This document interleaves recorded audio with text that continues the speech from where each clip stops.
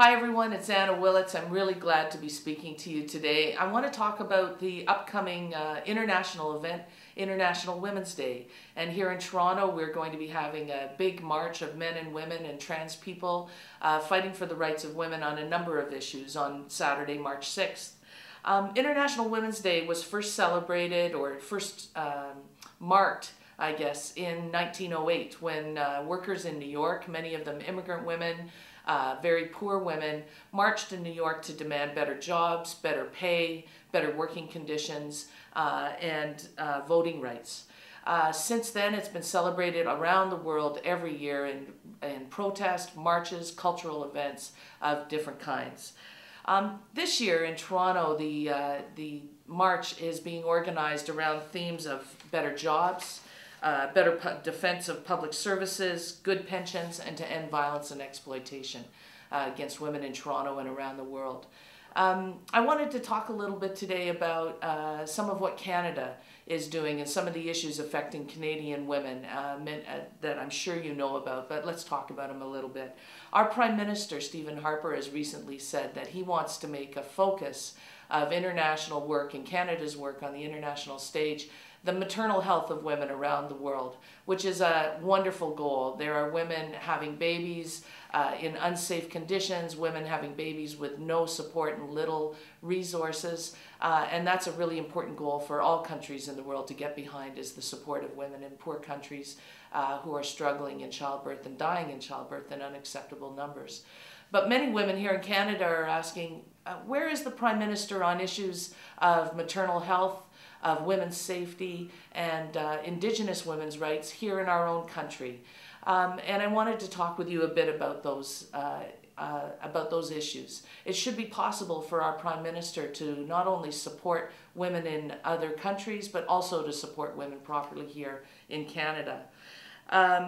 They're wondering, they're calling this International Women's Day on all levels of governments to focus their attention and their resources on women who experience racism, violence, poverty, isolation, unsafe work, and other barriers to their full participation in their communities here. Let's look at some of the issues women in Toronto are facing and women across the country are facing. Migrant women and newcomer women, women who are here as convention refugees or are applying for legal status in Canada, face incredible barriers to being able to use services here.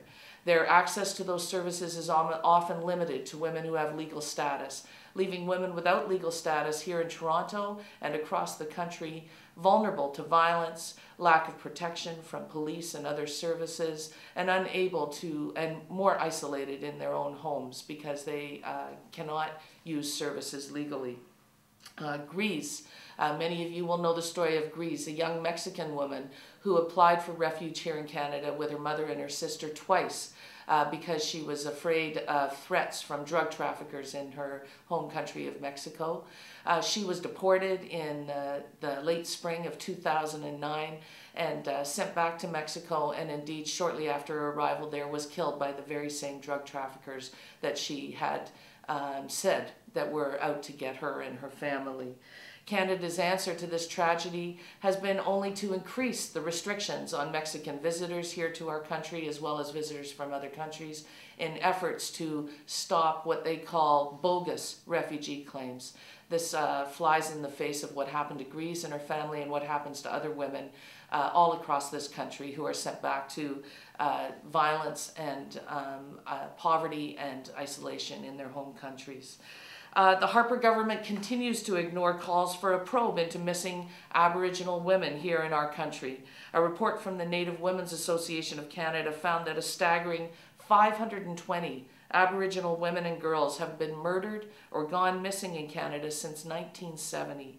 Of that number, 67% were tragically murdered, while a troubling 24% remain missing, according to the report. 14% of the missing girls and young women were under 18 years of age at the time of their disappearance. Imagine if these numbers were happening to any other sector of Canadian society. We would declare emergencies. We would have blue ribbon panels. We would have immediate action if people of privilege, and these numbers were going missing from any other sector. Aboriginal women are continuing to feel targeted and vulnerable because the Harper government refuses to call an investigation into these disappearances and murders. This will lead to just more deaths and more vulnerability for Aboriginal women as they get relegated to not second-class status, but third and fourth and fifth-class status in this country. Right now, sex workers in this country are incredibly vulnerable to violence and murder. Many of the cold cases that go unsolved in Canada are those of the murders of sex workers and missing sex workers. We recently seen that challenges to the criminal code are being made by sex workers who are challenging the body house laws and the communication laws for the purposes of prostitution. They're challenging these laws because these laws drive women to work outside.